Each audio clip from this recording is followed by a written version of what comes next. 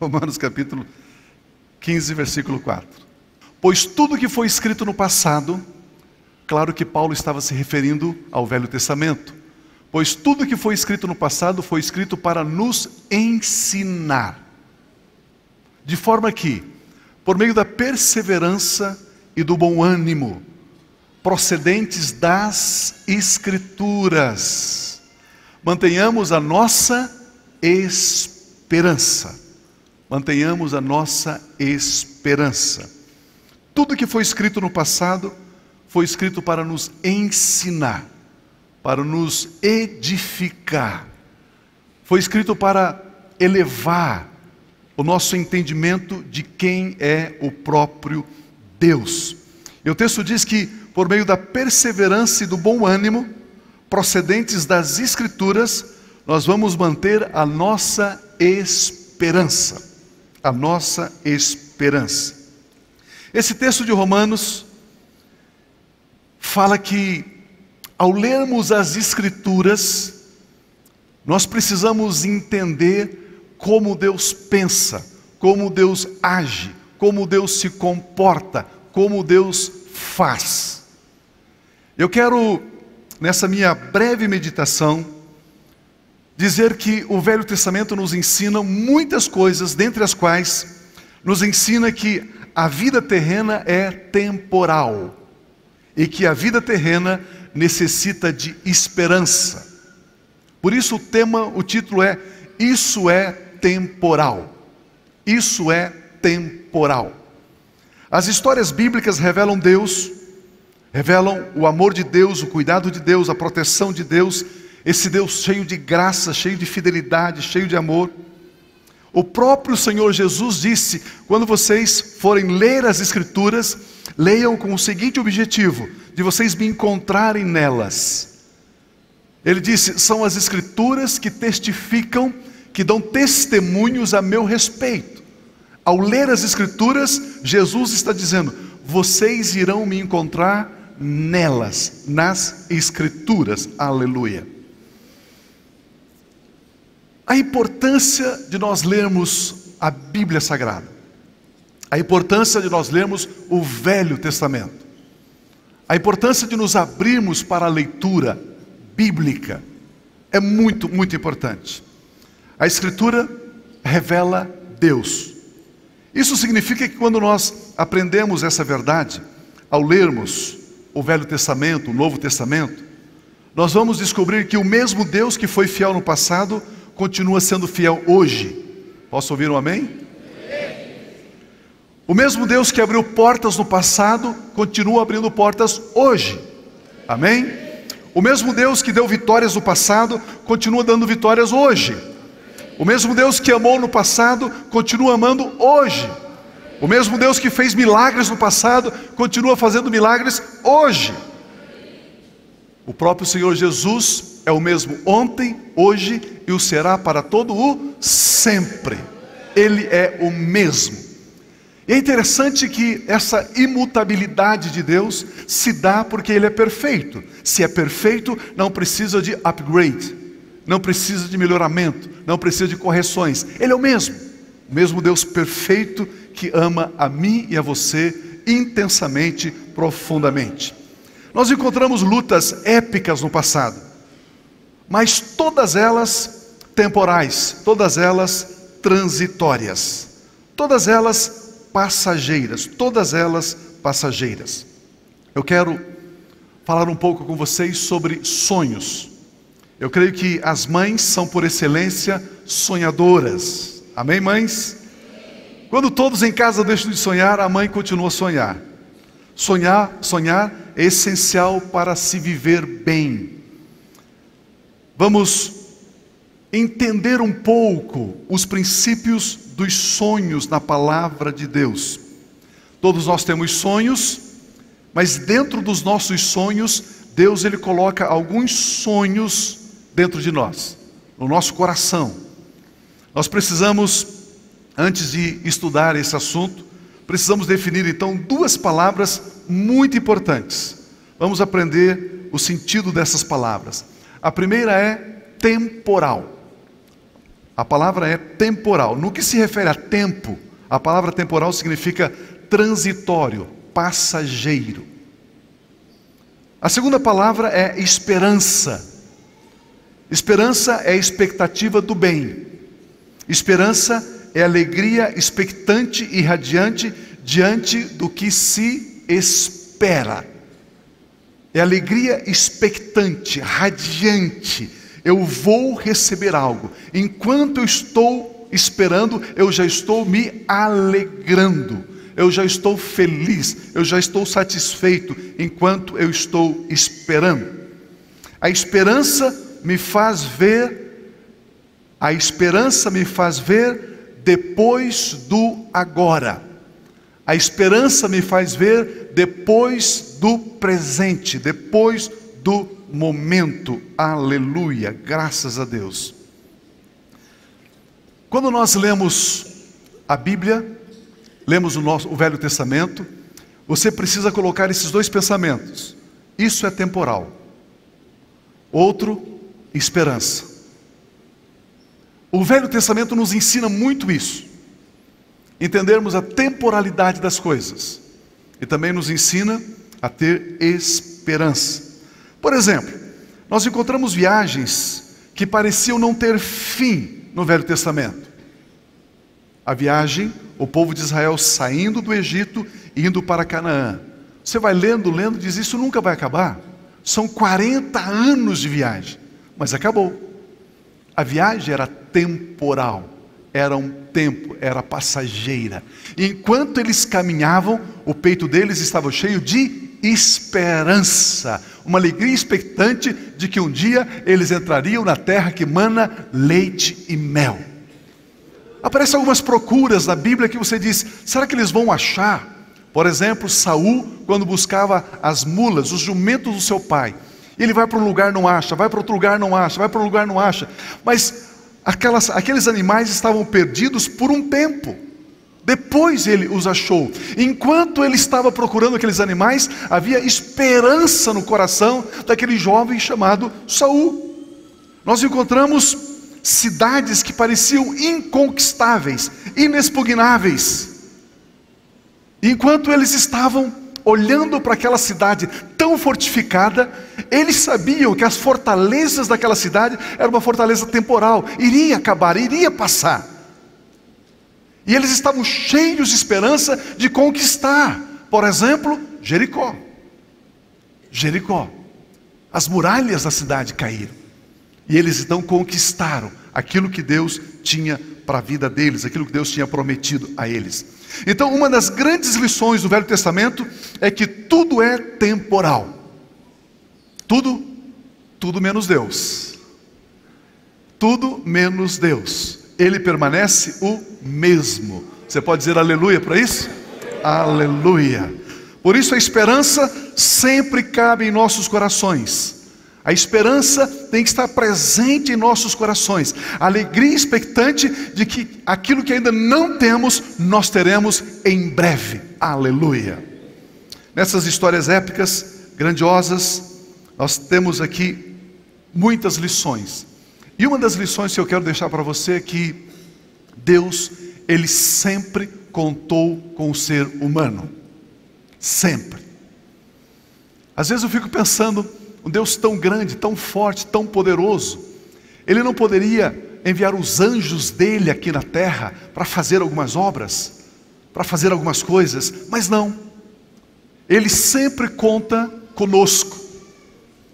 Ele sempre olha para o ser humano na expectativa de que o ser humano deseje sonhar os sonhos dele sobre a face da terra.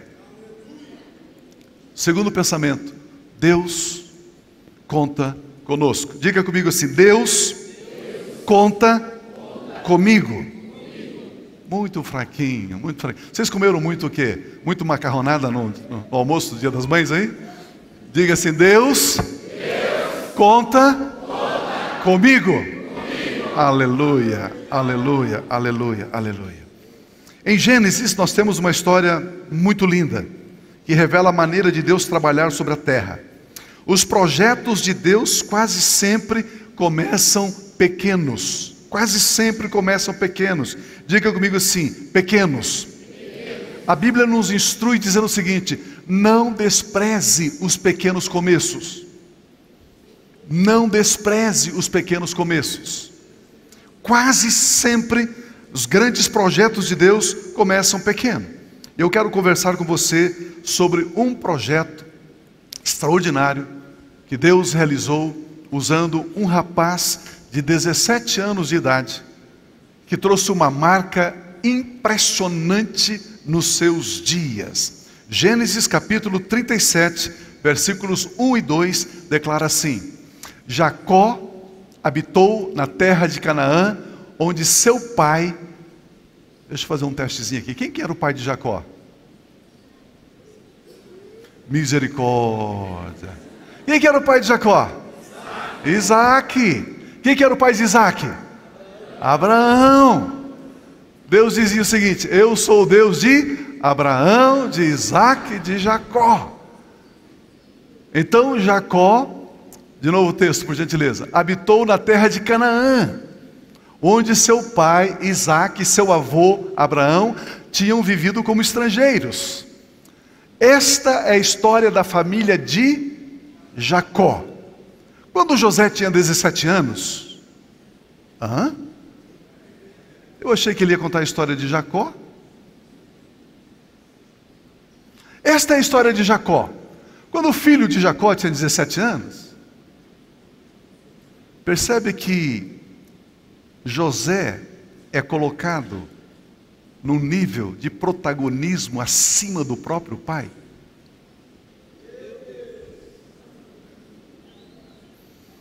De novo o texto, por gentileza. Vocês estão aí comigo?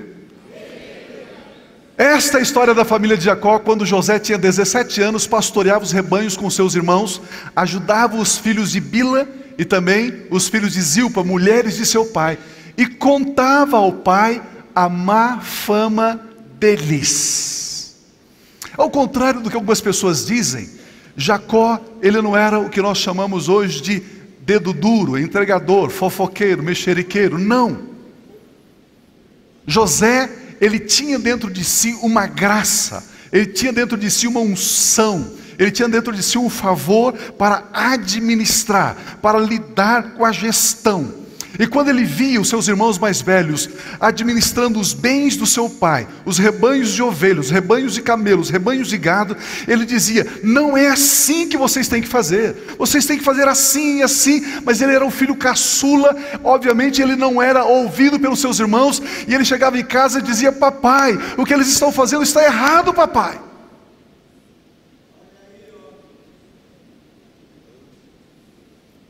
Você consegue abrir o seu peito e ouvir conselho de pessoas mais novas do que você?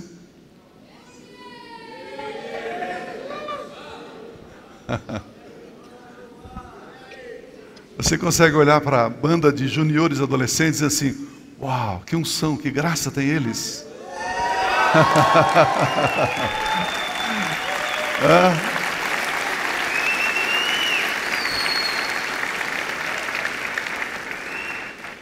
Nesse cenário, nesse momento, Deus entra na vida de José e lhe dá um sonho. Deus dá um sonho a José. Olha o texto aqui, por gentileza, versículos 5 a 7. Certa feita, José teve um sonho, e quando contou a seus irmãos, eles passaram a odiá-lo ainda mais. Ouçam o sonho que tive, disse-lhes: estávamos amarrando os feixes de trigo no campo, quando meu feixe se levantou e ficou em pé, os seus feixes se ajuntaram ao redor do meu e se curvaram diante dele. Seus irmãos lhe disseram: então você vai reinar sobre nós? Quer dizer que você vai nos governar? E o odiaram ainda mais por causa do sonho e do que tinha dito. Aqui começa a trajetória de José.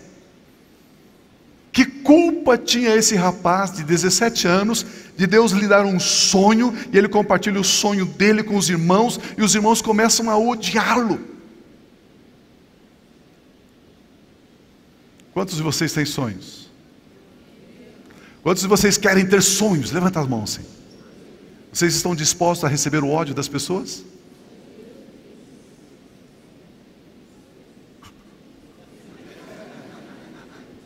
Hã? Uau! Uau!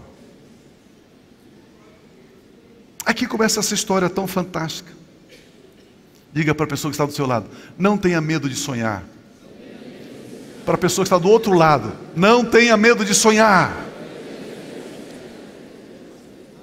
Todo sonho dado por Deus passa por 3 etapas. Deus dá o sonho, Deus dá a interpretação dos sonhos e Deus executa, materializa o sonho. Queridos, quando José teve 2 sonhos e compartilha com seus familiares, e eles começaram a odiar, porque eles interpretaram o sonho. Eles disseram o seguinte: o quê? Nós vamos nos prostrar diante de você, José? Você vai governar sobre as nossas vidas, José? E na verdade, essa não era a interpretação do sonho. A interpretação do sonho era: José, você vai alimentar, sustentar, cuidar da sua família. Esta é a interpretação dos sonhos. Então Deus te dá um sonho, mas cuidado com a interpretação. Se você interpretar o sonho de forma errada, você pode caminhar na direção errada.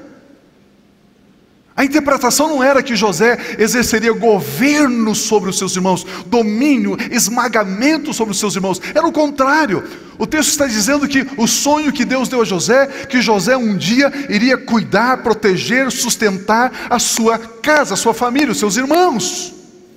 Eles interpretaram o sonho de forma errada e por isso tiraram conclusões erradas e por isso começaram a se comportar de forma errada. Ah, Deus tem um sonho, eu acho que é isso. Cala a boca. Deus te deu um sonho. Deus, me ajude a interpretar esse sonho. Me ajude a interpretar esse sonho. Senão poderemos correr o risco dos irmãos de José. Para que os sonhos de Deus se materializem, você tem que saber 2 coisas. Tudo é temporal e você precisa ter esperança. A temporalidade e a esperança são elementos essenciais que compõem a vida daqueles que sonham. A esperança me faz ver depois do agora. A esperança é vida enquanto eu espero. A esperança me alegra e me motiva enquanto os sonhos não se concretizam. Os irmãos de José, então, por interpretar de forma errada este sonho, começam a odiá-lo. Começam a rejeitá-lo ainda mais. Agora, queridos, entre o sonho e o cumprimento existe um tempo, existe uma jornada, existe uma trajetória. O sonho de José levou exatamente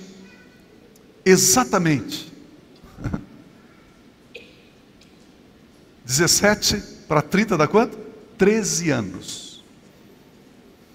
13 anos para se concretizar.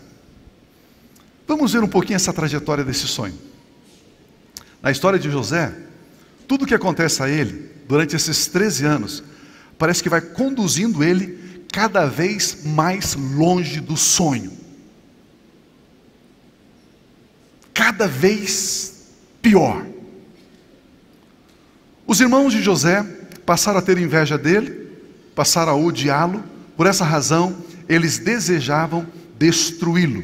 Gênesis capítulo 37, versículos 23 e 24, diz assim: chegando José, seus irmãos lhe arrancaram a túnica longa, ou a túnica colorida, agarraram-no e o jogaram no poço que estava vazio e sem água.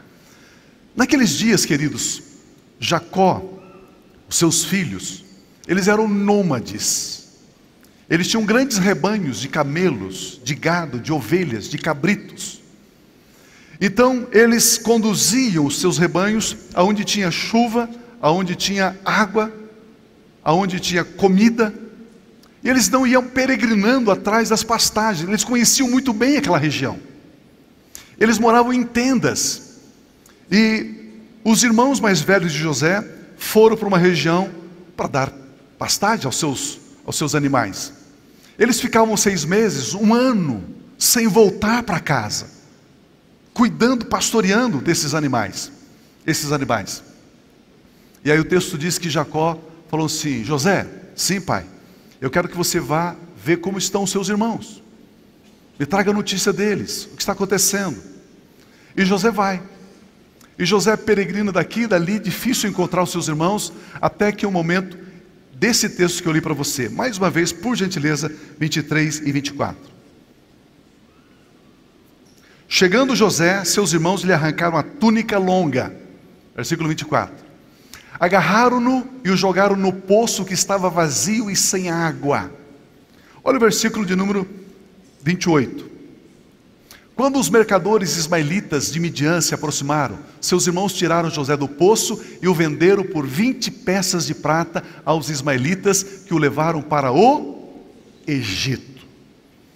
Quando José chega para dizer como o pai dele estava, como a família estava, os irmãos o agarraram, tiraram a sua túnica colorida, jogaram no poço, depois tiraram do poço e o venderam como escravo. Escravo. Ele passou a ser um escravo. Agora, queridos, a primeira lição importante aqui, por gentileza. Quando José estava ali no poço, nós não sabemos se ele ficou 1 dia, 2 dias, 3 dias no poço. Mas nós temos a seguinte certeza: enquanto ele estava ali no poço, ele dizia para si mesmo: isso é temporal. O meu sonho, o sonho que Deus me deu, não foi para eu acabar morto dentro de um poço. Isso é temporal. Isso é passageiro. Aleluia. Aleluia. A confiança de José em Deus, mesmo em meio às lutas, era porque o sonho que Deus lhe dera não era para ele morrer dentro de um poço. Era para ele alimentar os seus irmãos com trigo, fartamente, abundantemente. Por que será que quando nós passamos por uma dificuldade, achamos que é o fim? O namoro não deu certo, e agora se começa a pensar que não existe mais moço e mais moça solteiros na face da terra. Pronto, nunca mais vou casar.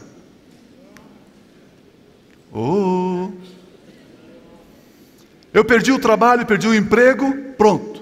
Eu acho que agora nunca mais eu vou conseguir um trabalho, nunca mais vou conseguir um emprego. Pronto, acabou tudo, morreu. Lembre-se, isso é temporal. Isso é passageiro. Tem um partido que subiu aí para governar o Brasil, achando que ia governar o Brasil por 100 anos. Isto é passageiro. Isso é temporal. Não vai perpetuar para sempre.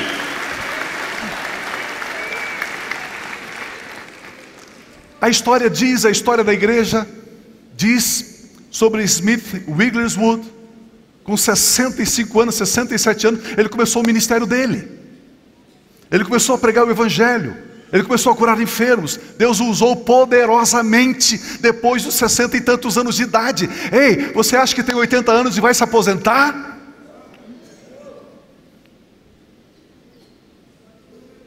Meu Deus. Pio, eu estou passando uma dificuldade, uma adversidade, estou passando por uma luta. Ei mãe, por que você está triste? Pio, meu filho está em drogas, está envolvido em drogas. Isso é temporal. Eu estou com dificuldade com meu esposo. Isso é temporal. Eu estou com dificuldade com meu neto, com a minha filha, com meu filho. Isso vai passar. Eu estou com dificuldades na minha empresa. Isso é temporal. Isso vai passar.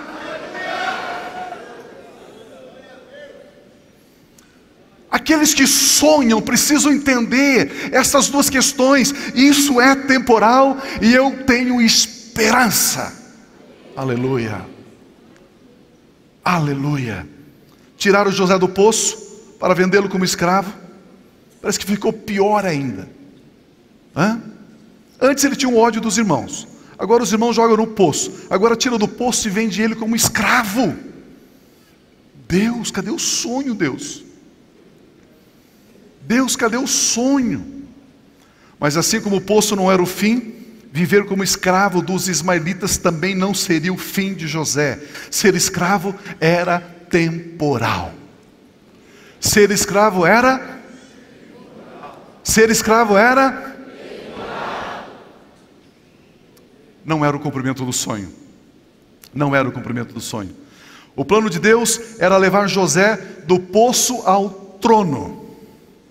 Os ismaelitas eram apenas instrumentos para levar José mais perto do trono do Egito. A situação era a seguinte: o único trem, o único avião, a única caravana, o único ônibus que tinha do poço ao trono chamava-se a caravana da escravidão. E Deus disse assim: José, embarque nessa caravana.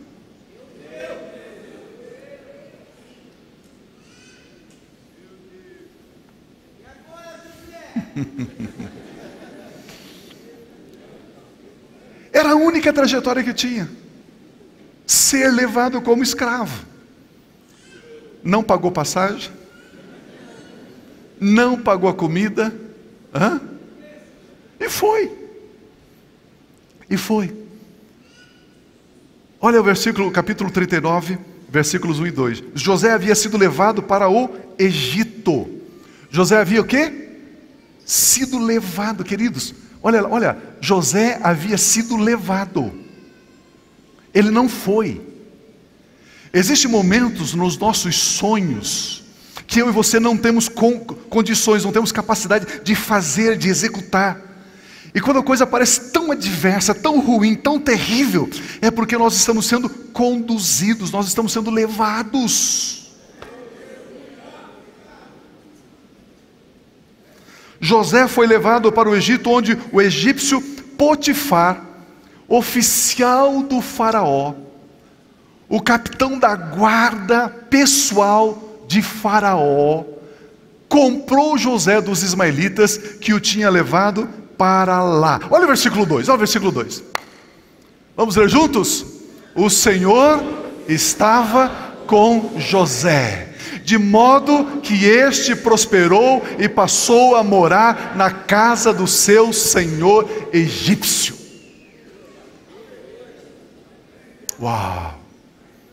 Quando eu e você estamos executando os sonhos de Deus, materializando os sonhos de Deus, saiba de uma coisa: mesmo que você não sinta, mesmo que você não perceba, mesmo que você não entenda, Ele está com você. O Senhor estava com José. Isso significa que Deus, entre aspas, 1000 vezes, para os críticos de teologia de plantão, entre aspas, 1000 vezes, Deus foi para a escravidão junto com José. O texto está dizendo, Deus estava com ele. José era o quê? Escravo. Deus estava como um escravo junto com o escravo José. José morava em tendas, nômade, cuidando de rebanhos. Agora ele chega na casa de Potifar. Queridos, veja comigo aqui, entenda isso aqui. O Egito era a nação mais rica, mais poderosa daqueles dias. Era o maior exército, a maior tecnologia, os maiores arquitetos, os maiores construtores, as maiores estruturas, a maior ciência estava no Egito. Potifar era o capitão da guarda pessoal do rei, do faraó, um homem muito importante. Potifar tinha o seu palacete, tinha sua casa cheia de esplendor e glória. Era um homem muito abastado, um homem muito rico. Agora José chega na casa de Potifar. José nunca tinha visto uma televisão daquele tamanho na parede. José nunca tinha ligado um computador. José nunca tinha usado um telefone. José não sabia mandar um WhatsApp. José não sabia nada.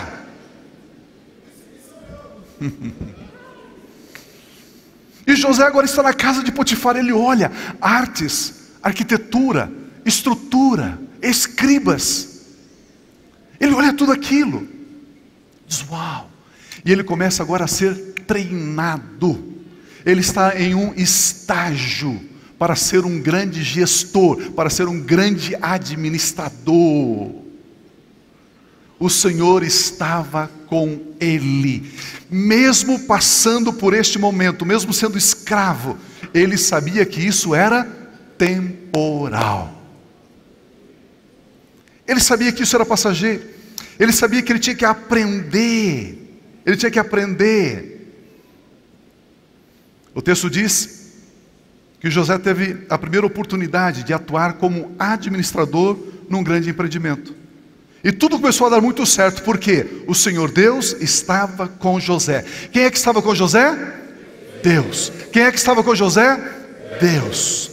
O processo de Deus nem sempre é agradável, mas sempre muito útil para materializar os nossos sonhos. Todas as coisas cooperam para o bem daqueles que amam a Deus, diz a palavra de Deus.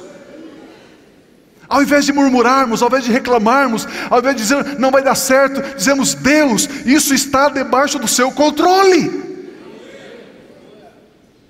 Agora José, como eu disse, está sendo treinado numa das casas mais importantes do Egito, na casa de Potifar, oficial do rei, capitão da guarda. Olha o que está escrito aqui no capítulo 39, versículos 3 e 4. Quando este, que é o Potifar, percebeu que o Senhor estava com José e que o fazia prosperar em tudo o que realizava, meu Deus, agradou-se de José e tornou-o administrador de seus bens. Potifar deixou a seu cuidado a sua casa e lhe confiou tudo o que possuía. Queridos, vamos aprender essa lição aqui, por gentileza. Olha, por gentileza, vamos aprender isso. José tinha tudo para ficar chateado, amargurado, rancoroso, dizer: Deus, cadê você? Deus, o Senhor prometeu. Deus, o Senhor me deu um sonho. Deus, eu não pedi para sonhar. Deus. Ele tinha tudo para murmurar. Ele tinha tudo para reclamar. Ele tinha tudo para ficar irado.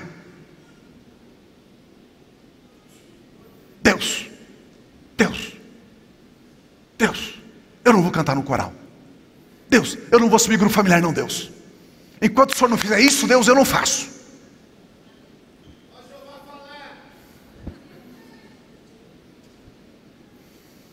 José chega na casa de Potifar e se dedica. Ele se torna uma pessoa intensa nas o Senhor é com ele. Ele colocou ele para cuidar do jardim. Ninguém havia feito um jardim como José fez. Olharam-se e diz: uau. De repente ele começa a cuidar da casa. Ninguém arrumou aquela casa como José. Uau. De repente deram alguns animais para ele cuidar, para ele fazer um manejo, e aquilo foi crescendo, prosperando. Olharam: uau. Ei, o que está acontecendo? Ao ponto de Potifar dizer assim: José, vem cá. Ei, quantos funcionários eu tenho? 280 funcionários. José, você vai liderar os 280 funcionários. Pessoal, de agora em diante, o que José disser aqui nessa casa é lei. Obedeçam-no. E ele passou a administrar todos os bens de Potifar. Quando você for procurar um emprego, não chega lá dizendo o seguinte: qual é o salário? Quais são os benefícios? Tem vale transporte? Quanto tempo de férias tem? É 30 ou 60 dias de férias? Escuta, o que eu ganho? Tem plano de saúde? O que vocês vão me dar? O que vocês vão me dar? Não é assim. Chega lá e diz: ei, eu estou aqui porque Deus está comigo. Existe uma unção sobre a minha vida. Eu quero trabalhar na sua empresa, eu quero trabalhar no seu negócio, porque a sua empresa vai prosperar, o seu negócio vai prosperar, a sua empresa vai crescer, o seu escritório vai crescer, a sua empresa vai crescer, porque Deus vai me abençoar, abençoando vocês através de mim.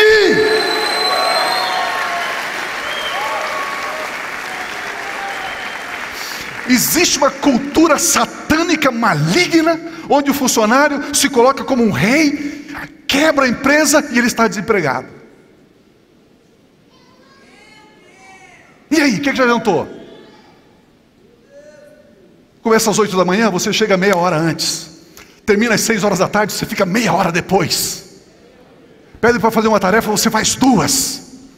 Você se aplica, você se esmera, você é zeloso, você é intenso, porque o Senhor está com você. E isso que você está fazendo é temporal. Porque o que Deus tem para você ainda não chegou plenamente, ainda não chegou totalmente. Meu Deus, vocês estão entendendo isso? Como eu disse, ele tinha tudo para não trabalhar. Pelo contrário, ele se aplicou, ele se lançou, ele se dedicou. Potifar estava sendo abençoado por causa de José. Meus irmãos, Curitiba precisa ser abençoado por causa da igreja evangélica de Curitiba. O Brasil precisa ser abençoado por causa do povo evangélico no Brasil.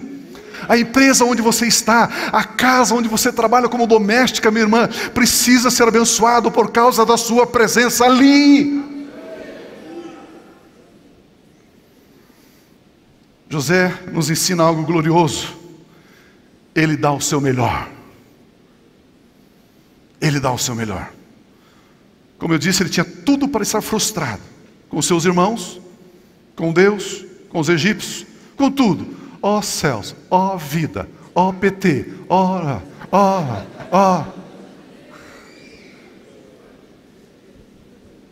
Mas ele sabia que tudo isso era temporal. Havia diante de José algumas provas ainda. José não seria agora testado na dor, mas ele passaria por uma das provas mais difíceis. Queridos, todos nós que temos sonhos, nós temos lutas atrozes, terríveis, temos lutas. E o diabo coloca um problema e ele não para você. Ele coloca outra dificuldade e ele não para você. Ele coloca outra dificuldade e ele não para você. O diabo para e diz assim: eu vou mudar de estratégia. Eu vou mudar de estratégia. Dificuldade não consegue parar os Josés e as Josefas de Deus. Não consegue. Eu vou usar outra estratégia. Pergunta para mim qual? Vamos ler aqui. Gênesis 39, de 7 a 10. Depois de certo tempo, a mulher do seu senhor, a mulher de Potifar, começou a cobiçá-lo e o convidou: venha, deita-te comigo.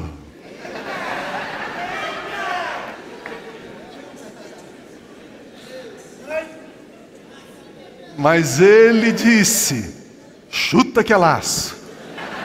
Mas ele recusou e lhe disse: o meu senhor, referindo-se a Potifar, o meu senhor Potifar não se preocupa com coisa alguma de sua casa, e tudo que tem deixou aos meus cuidados. Ninguém nesta casa está acima de mim. Ele nada me negou a não ser a senhora, porque é a mulher dele.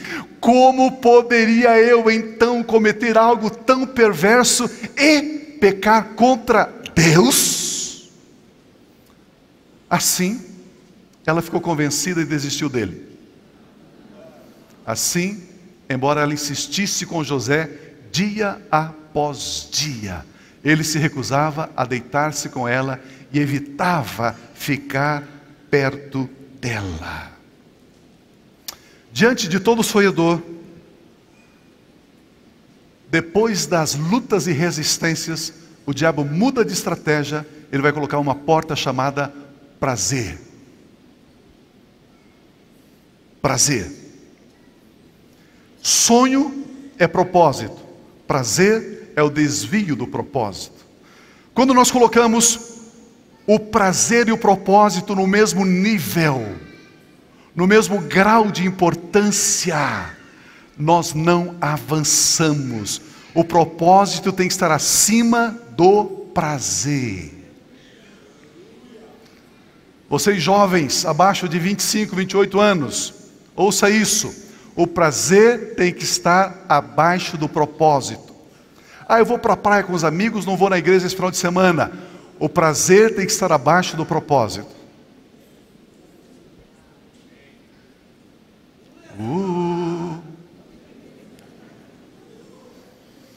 José estava em uma situação muito difícil. José sabia que ser amante da mulher de Potifar não seria o que Deus lhe havia mostrado nos sonhos. não tinha esse capítulo, não tinha essa parte nos sonhos dele, não tinha. José também sabia que ser o mordomo de Potifar era temporal, era passageiro. Vamos ler capítulo 39, 11 em diante. Olha o que está escrito ali. Um dia ele entrou na casa para fazer suas tarefas, e nenhum dos empregados ali se encontrava. Ela mandou todo mundo embora, armou armadilha. Versículo 12. Ela o agarrou pelo manto e voltou a convidá-lo. Vamos, deite-se comigo, José. Mas ele fugiu da casa, deixando o manto na mão dela. Ele fugiu. Ele fugiu. Diga, homens, diga comigo assim: fugir. Fugir. Mais forte. Fugir. Fugir. Porque a Bíblia diz, as mães agora fecham os ouvidos. Porque a Bíblia diz que quem é o predador é a mulher, que quem é a presa é o homem.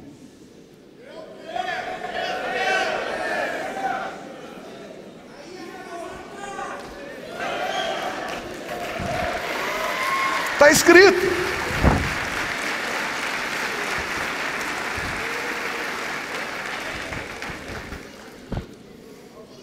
Prazer para o homem é impulso, prazer para a mulher é um projeto.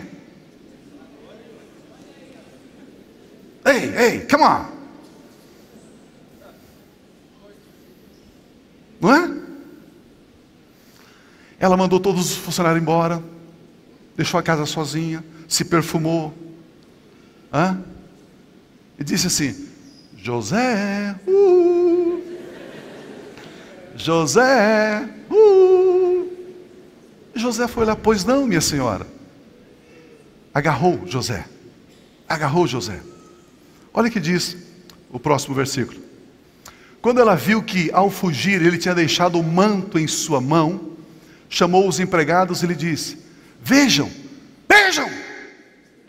histérica, este hebreu nos foi trazido para nos insultar. Ele entrou aqui e tentou abusar de mim, mas eu gritei, mentirosa. Quando me ouviu gritar por socorro, largou seu manto ao meu lado e fugiu da casa. Ela conservou o manto consigo desde a manhã até a tarde, até que o senhor de José, até que Potifar chegasse à tarde em casa. Ela estava lá no canto, lá no sofá, chorando com o manto assim. Então repetiu a história. Queridos, mentiram uma vez, até escapou. Agora repetir a mentira.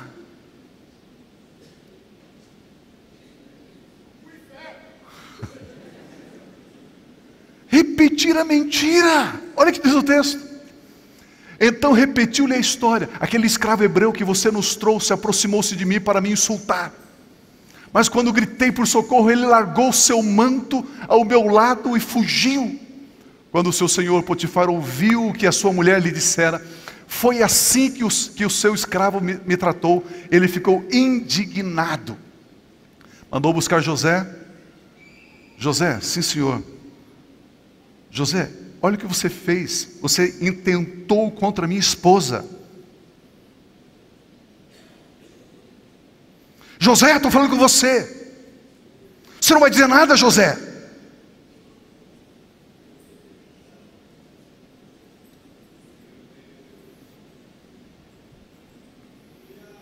Se diante de uma acusação mentirosa, você disser alguma coisa, Deus se silencia. Se você ficar em silêncio, um dia Deus falará.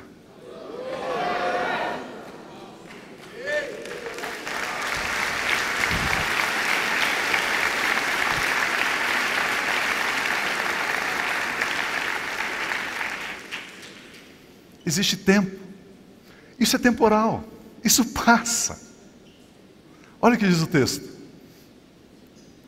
Mandou buscar José, o lançou na prisão em que eram postos os prisioneiros do rei. José ficou na prisão.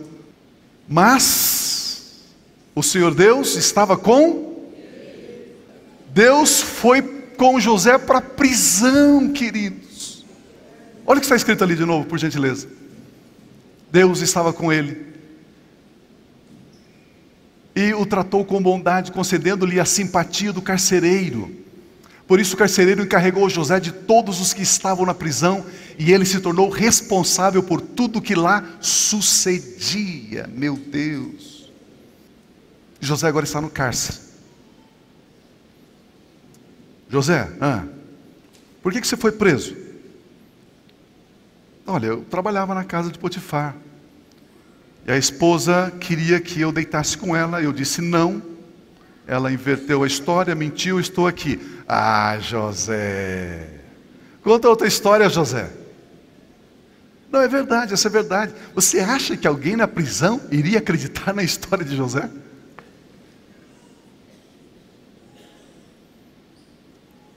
Ele continua em silêncio, mas de uma coisa ele sabia: o sonho que Deus me deu não é para eu ficar nesse cárcere, não é para eu ficar nessa prisão. Isso ele sabia. Ele sabia, o poço foi transitório. Ser escravo dos midianitas foi transitório. Viver na casa de Potifar foi temporal. Estar nesse cárcere também é temporal, porque este não é o meu destino. Meu Deus! Sabe por que Deus permitiu que José fosse para o cárcere? Pergunta para mim, por quê? Porque os teus sonhos somente começam a se materializar quando você encontra outros sonhadores. Você precisa encontrar pessoas que sonham com você. Quando você conta o sonho, a pessoa diz: é de Deus, eu creio, continue, fique firme, vá em frente. Só outro sonhador entenderá você. E ali no cárcere estavam dois homens: o copeiro do rei Faraó e o padeiro de Faraó. Eles estavam ali, e a Bíblia diz que os dois tiveram sonhos. Olha o que está escrito no capítulo 40, versículos 6, 7 e 8. Quando José foi vê-los na manhã seguinte, notou que estavam abatidos. Por isso perguntou aos oficiais do Faraó, que também estavam presos na casa do seu senhor: por que hoje vocês estão com semblante triste? Eles responderam: tivemos sonhos, mas não há quem os interprete. Disse-lhes José: não são de Deus as interpretações? Quem é que interpreta sonhos? Quem é que interpreta sonhos? Você entendeu o meu conselho no começo? Queridos, se você olhar friamente a história de José, o que foi que levou José ao cárcere? Sonho. Sonho. Agora tem duas pessoas ali que têm sonhos. José deveria ter dito assim: olha, cruz credo, pelo amor de Deus, eu não quero saber esse negócio de sonho não.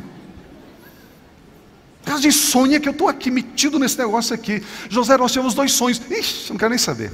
Encrenca à vista. Mas José, nós estamos tristes porque não há quem interprete os sonhos. Eu também não quero saber. Eu já rejeitei essa unção na minha vida.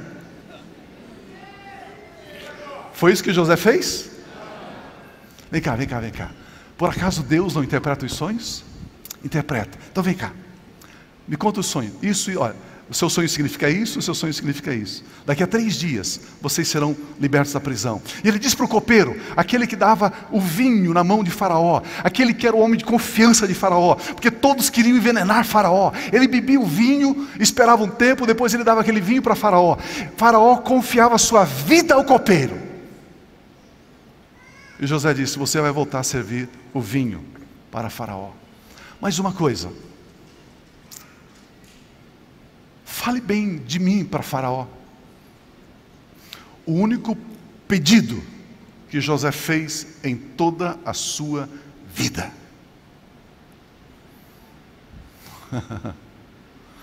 O único pedido. Passaram-se 2 anos. Quando eles saíram da prisão, vocês acham que eles se lembraram de José? Quando você faz um favor para alguém, você acha que eles vão agradecer você para sempre?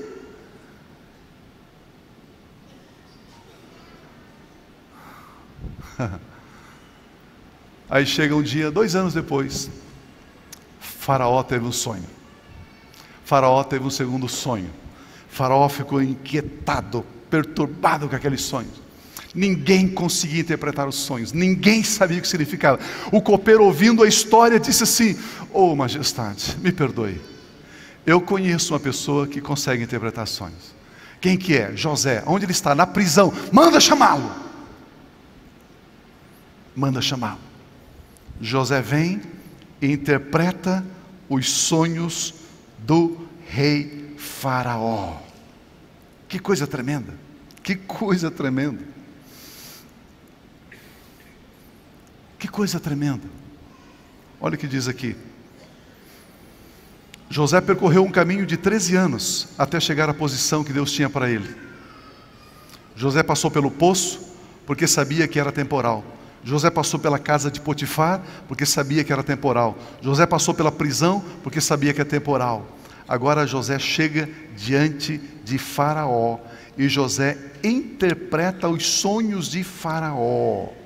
Meu Deus. Gênesis 41, 37, para nós encerrarmos. José interpreta os sonhos e diz o que é que tem que fazer. O plano pareceu bom ao Faraó e a todos os seus conselheiros.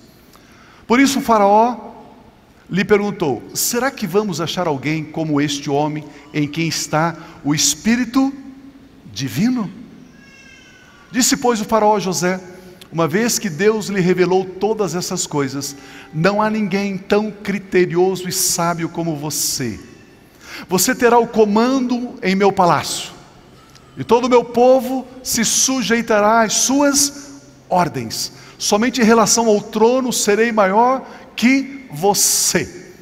E o Faraó prosseguiu: entrego a você agora o comando de toda a terra do Egito, a nação mais poderosa, a nação mais rica, a nação mais influente daqueles dias. Olha o próximo texto. Em seguida o Faraó tirou do dedo o seu anel selo, o anel de governador. Aquele selo comprava, vendia, libertava, aprisionava, e colocou no dedo de José. Meu Deus. Mandou-o vestir linho fino e colocou uma corrente de ouro em seu pescoço. Também o fez subir em uma segunda carruagem real, e à frente os arautos iam gritando: abram caminho, abram caminho, abram caminho. Assim José foi colocado no comando de toda a terra do Egito. Agora que José estava ali, ele diz: este é o meu sonho, para isso eu nasci, este é o meu destino. Deus me trouxe para este momento. Eu estou aqui porque Deus me colocou aqui para esta obra, para esse tempo, para esse instante. Meu irmão, minha irmã, você está passando por lutas e tribulações, saiba, isso é temporal, isso vai passar. Continue crendo, continue confiando, continue certo, porque aquilo que Deus tem para você se cumprirá, porque Deus não é homem para mentir, Ele não é homem para se arrepender. Ele colocou um sonho no seu coração, e esse sonho vai se cumprir. Os melhores dias da sua vida estão se aproximando, diz o Senhor dos exércitos. O sonho que Ele colocou no seu coração, ninguém vai roubar, ninguém vai impedir, ninguém vai colocar empecilhos, dificuldades para que ele se cumpra, porque Deus, o Senhor, o disse. Meu Deus, meu Deus, meu Deus, meu Deus.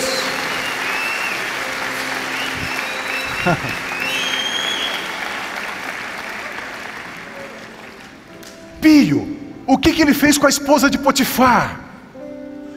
Ele nem sequer olhou para ela. Ele teria que descer demais para falar com aquela mulher.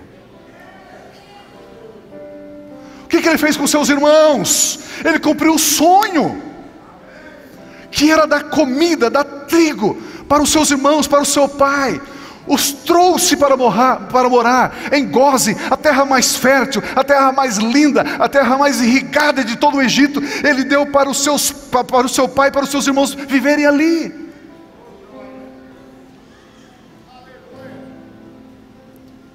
Esse era o destino dele, esse era o propósito. Meu irmão, minha irmã, você nasceu para algo.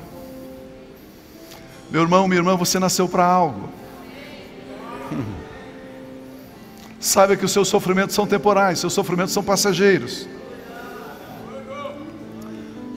O que Ele tem prometido para você, Ele vai cumprir. Para o que você nasceu, assim será. Para o que você nasceu, assim será. Ideias novas virão, estratégias novas virão, negócios novos virão, oportunidades novas virão, técnicas novas virão, sonhos virão. Oh, aleluia! Oh, aleluia! Você está caminhando em direção ao seu destino. Aleluia! Aquele rapaz que está em pé ali, você isso. Você estava ontem aqui, não estava? Ontem à noite? Estava ontem no culto? Estava. Ele estava aqui no culto de curas e milagres e tal. Eu estava olhando para ele dizendo assim: Deus, o Senhor tem algo na vida dele. Você recebe? Ontem ele estava alcoolizado aqui, que ele não conseguia ficar em pé. Eu falei: Senhor, eu quero vê-lo assim, mas cheio do Teu Espírito.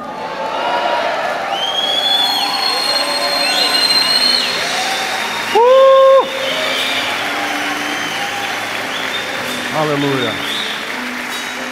Vem aqui. Vem aqui. Aleluia.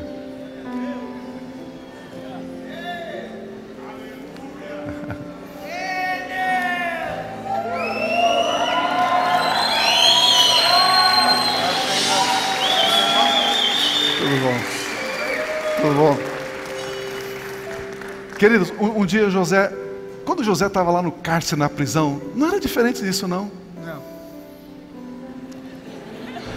Ele é um pouquinho mais bonito que eu, né? Parecido com o pastor. Mas quando o diabo pensa que consegue pisar, derrotar, esmagar, Deus estende a mão e diz: o seu tempo chegou. Amém, Deus. Obrigado, Senhor. O seu tempo chegou. Deus ouça as suas palavras e que façam jus ao meu coração.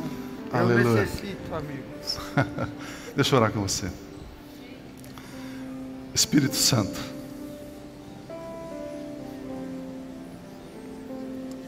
Espírito Santo, meu amigo, eu digo que findou o tempo desse cativeiro. Satanás, eu falo com você agora. Você tem que soltá-lo. Você tem que soltá-lo. Espírito do vício, espírito maligno, da opressão, da escravidão, da masmorra, dos grilhões, das correntes. Eu quebro essas correntes, eu rompo com essas amarras, eu abro essa prisão. Eu digo para você: venha para fora agora, em o nome de Jesus.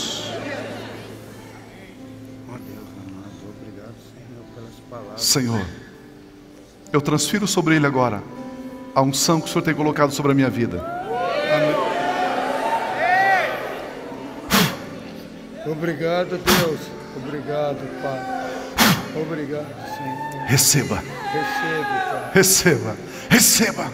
Recebo. Pai, eu declaro ele livre.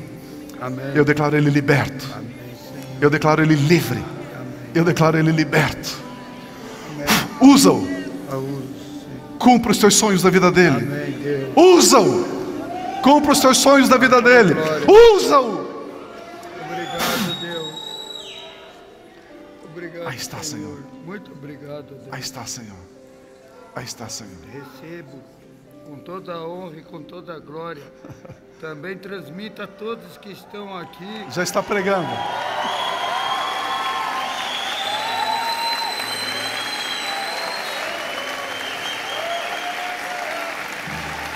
Muito obrigado. Deus abençoe.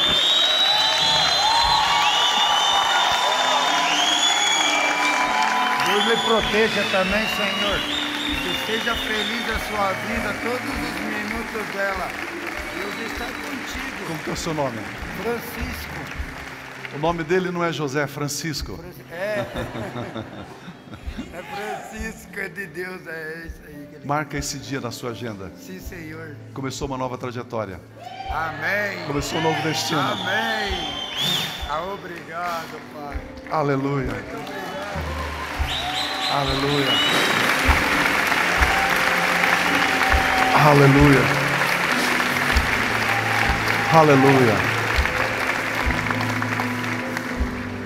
Tinha um homem leproso chamado Naamã. Ele só precisava de uma palavra. Tinha uma mulher lá em Sarepta, uma viúva. Ela só precisava de uma palavra. O Francisco só precisava de uma palavra. E a sorte dele mudou. Aleluia. Josué capítulo 1, versículos 5 e 6 diz assim: ninguém conseguirá resistir você. Você ouviu? Ninguém conseguirá resistir a você todos os dias da sua vida. Assim como eu estive com Moisés, assim como eu estive com José, assim como eu estive com Abraão, com Isaac, com Jacó, assim estarei com você, nunca te deixarei e nunca te abandonarei, diz o Senhor dos Exércitos. Simplesmente seja forte, seja corajoso, porque você conduzirá este sonho, este trabalho, esta empresa, esta igreja, esta cidade, esta nação, este ministério. Você vai conduzir esse projeto para herdar aquilo que Deus tem prometido sob juramento que nos daria nesses dias, em o nome de Jesus. Oh, rabachatarabababá. Aí está, Senhor. Levante as suas mãos, por gentileza. Aí está, Senhor. Aí está, Senhor. Espírito Santo, toca. Espírito Santo, toca essas mãos. Espírito Santo, fortaleça essas mãos. Sustenta esses joelhos, esses passos. Deus, eu declaro um rompimento. Espírito Santo, faça algo extraordinário. Senhor, derrama algo que o meu irmão, minha irmã ainda não recebeu.